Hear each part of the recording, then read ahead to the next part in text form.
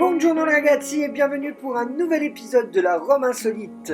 Je suis très content de vous retrouver de nouveau, nouvel épisode avec Anne-Caroline où cette fois-ci nous partons à la découverte d'un quartier très typique de Rome, la Garbatella. Ensuite nous allons vous faire découvrir le projet Big City Life, un projet street art dans le quartier de Tor Marancha. Alors c'est parti, on y va, andiamo! Nous sommes le 18 février 1920, la place est noire de monde. Il est 11h du matin. D'un côté, l'ingénieur Paolo Orlando, qui d'ailleurs à l'origine de toute cette effervescence, s'exclame que c'est une journée merveilleuse, qu'on se croirait au printemps, un peu comme aujourd'hui avec ce joli soleil. Et de l'autre, Sa Majesté le roi, Victor Emmanuel III, qui fait jaillir d'une fontaine publique de l'eau potable et surtout pose la première pierre du quartier. Garbatella est né. Ce quartier est sur le modèle en fait des cités-jardins à l'anglaise.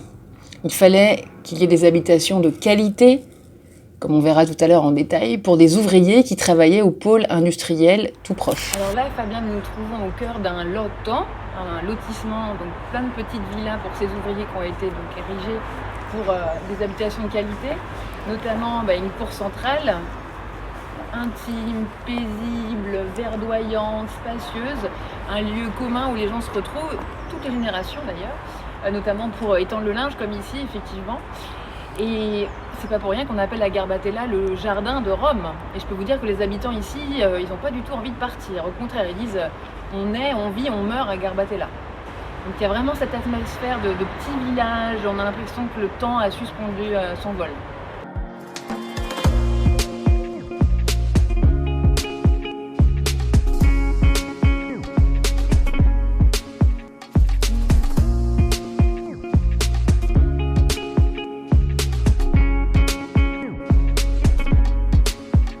Les habitants du quartier vont fêter les 100 ans de Garbatella le 18 février prochain. Finalement, une courte existence pour la ville éternelle, mais d'un riche passé, notamment son passé rebelle, parce que c'est fruit de son passé communiste contre les fascistes. En veut pour preuve, derrière nous, ce graffiti qui représente Paolo Bruno, qui fait partie de l'organisation Lotta Continua, un mouvement de gauche à tendance communiste révolutionnaire, qui va être tué par les forces de l'ordre à l'âge de 18 ans, parce qu'il participait à une manifestation pour l'indépendance de l'Angola en 1975. Donc ça rappelle effectivement toutes les manifestations des années 70 qu'il y avait dans le quartier de la Garbatella, très rebelle.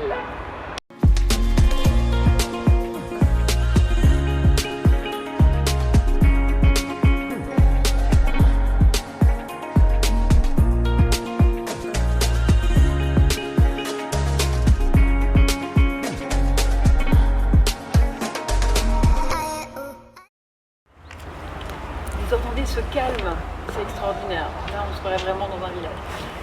Comme vous l'a dit Fabien dans une vidéo déjà sur la Garbatella, où on voyait ce bar où les supporters de la Roma, et ici c'est vraiment le QG de cette équipe qui date de 1927, la célèbre AS Roma, et on trouve effectivement des représentations de l'équipe un peu partout, notamment ici avec la Louve, puisque ça fait référence évidemment à la fondation légendaire de Rome, Romulus et la Louve, vous connaissez tout ça bien sûr.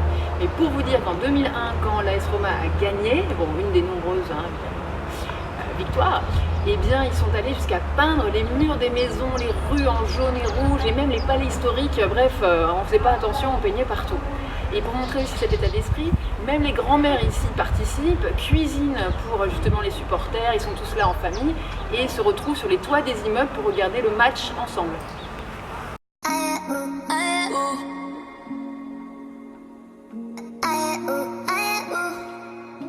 Fabien, nous sommes à la fontaine Carlotta, qui est un peu un symbole du quartier. C'est vrai que tout le monde à Rome connaît ça. On s'est dit, mais pourquoi Carlotta? D'où vient ce nom? Alors, comme le mot Garbatella, qui est un joli mot, qui sonne bien d'ailleurs, il y a eu plusieurs explications sur l'origine du nom. Maintenant, en fait, on dit que ça vient d'une aubergiste qui s'appelait Clementina, donc pas du tout Carlotta, qui vivait à la moitié du 19e, et elle avait une auberge qui s'appelait la Garbatella, son nom de jeune fille étant Garbata. Donc ça viendrait plutôt de là. Et Carlotta, on cherche, et en fait on se rend compte que, donc ça fait plus 80 ans, les enfants qui jouaient ici, ils venaient boire de l'eau, etc., ils trouvaient qu'une de leurs copines de jeu, un petit peu joufflue, ressemblait comme deux gouttes d'eau au personnage, qui n'est pas très sympa effectivement, et le nom serait resté. Mais c'est une fontaine aussi magique entre guillemets, puisque si on boit 3 gorgées, on va faire un vœu qui va se réaliser. Donc je vais essayer évidemment. Je l'avais.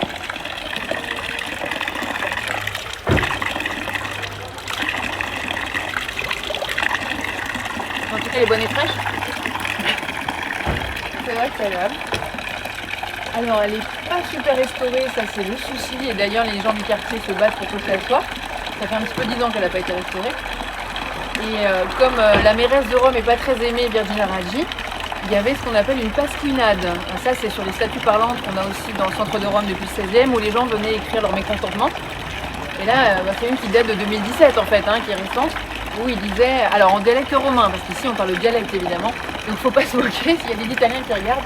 A Vergine, faccia un favore, prendete almeno una cosa a cuore. En gros, fais-nous une faveur, Virginie, en parlant à la mairesse, il la tutoie, son italien en tout cas, prends cette chose à cœur, fais-nous une faveur, évidemment, de restaurer la fontaine. Est-ce que ça vous rappelle quelque chose cet arc? Bon, faut être super cinéphile, mais... Et puis ça date un peu 1993, journal intime du grand Nanni Moretti, qui passe avec sa Vespa, c'est un film génial. Et en plus, il est poignant parce que c'est une période où il avait été très malade et il a fait justement ce film pour montrer la joie de vivre. If you want a lover, I'll do anything you ask me to.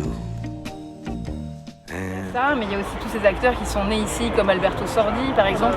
Fabien vous les a déjà montré la dernière fois. Ou bien plus récemment, Valerio Mastrandea, alors peut-être moins connu des Français, mais si vous avez vu le Caïman ou Nid Gap, il est assez en vogue et surtout en Italie actuellement.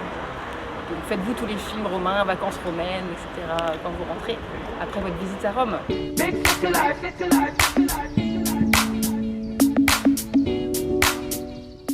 Notre balade de la Rome insolite et maintenant nous allons parler du street art. Après Quadraro, Ostiense, Pigneto, un autre quartier vraiment bien classé au niveau du street art où des artistes du monde entier sont venus s'exprimer à la suite d'un projet qui s'appelle Big City Life qui est né en 2015. Nous allons retrouver 20 artistes, 20 œuvres qui ont été représentées dans ce quartier de Torre Maroncia et là vous allez voir des fresques magistrales, immenses. Allez, on y va, andiamo. On est parti. Alors on commence notre tour street art avec la première fresque de ce quartier, notamment cette fresque a été faite par un artiste argentin qui est d'origine italienne, qui s'appelle Jazz, et il a intitulé cette fresque Le poids de l'histoire. On peut y voir notamment un combattant argentin qui tient un lutteur italien sur ses épaules, afin de représenter le lien historique qui unit l'Argentine avec l'Italie, faisant probablement référence au flux migratoire d'après-guerre.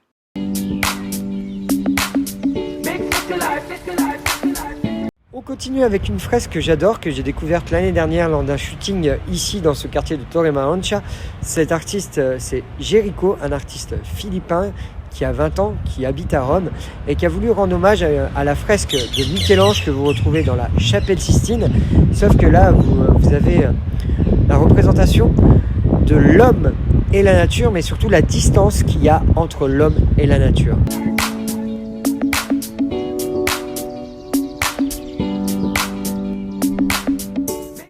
On continue avec cette fresque qui est magnifique, qui est surnommée le Picasso de Torre Maroncia, un artiste autrichien qui s'appelle Reka, qui aime beaucoup faire ce type de fresque, et notamment cette fresque a été exécutée aussi en 2015, elle est très très belle.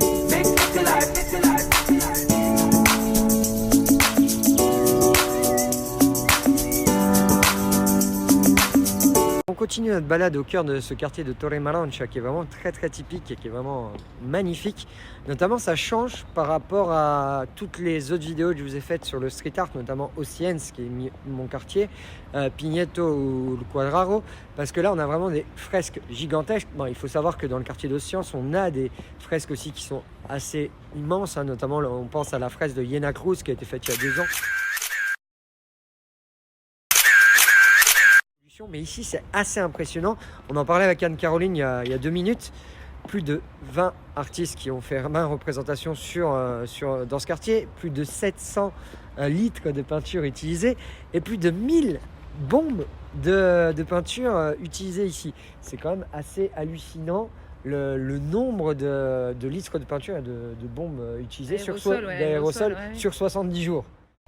Alors maintenant, on va vous parler un peu de cinéma, notamment Anne-Caroline vous a parlé des films des années 50, des grands films italiens. Moi, je vais vous parler un peu de séries, parce que notamment Rome est un décor à ciel ouvert pour le cinéma et est souvent utilisé pour les séries, et notamment pour Netflix. Il y a énormément de séries TV Netflix qui sont tournées notamment dans différents quartiers de Rome, et aussi dans ce quartier de Torre Marancha notamment.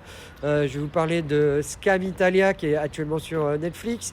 Vous pouvez retrouver Baby qui est une série qui est sur la jeunesse dorée romaine, et bien sûr Suburra qui est sur l'envers du décor de la mafia. Notamment ce quartier, et bien vous retrouvez plein de scènes sur différentes séries qui se passent à Rome sur Netflix. On continue avec une autre fresque, notamment Cocorico. Elle a été faite par deux artistes français, Lek et Sowak, qui ont voulu rendre hommage notamment à Jules César, avec la célèbre phrase Veni, Vidi, Vinci. Mais là, en fait, ils ont rajouté un N entre le I et le C pour rendre hommage à Léonard de Vinci.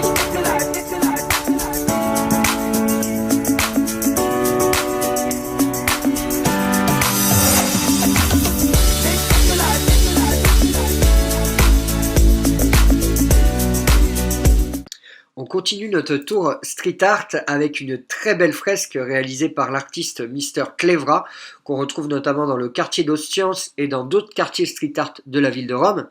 Cette vierge représente Santa Maria di Shanghai. C'est le nom qu'on donnait à l'époque à ce quartier, car c'était un quartier qui était assez insalubre et inondé. Et il faut savoir que Shanghai est une ville sur l'eau et qui a subi notamment énormément aussi d'inondations.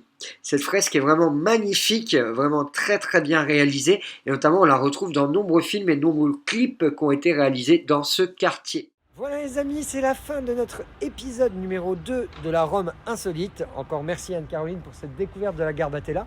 Même si je connaissais déjà ce quartier-là, tu nous as fait découvrir vraiment des nouvelles choses, et surtout tu as amené un point d'histoire qui était vraiment très très très très intéressant.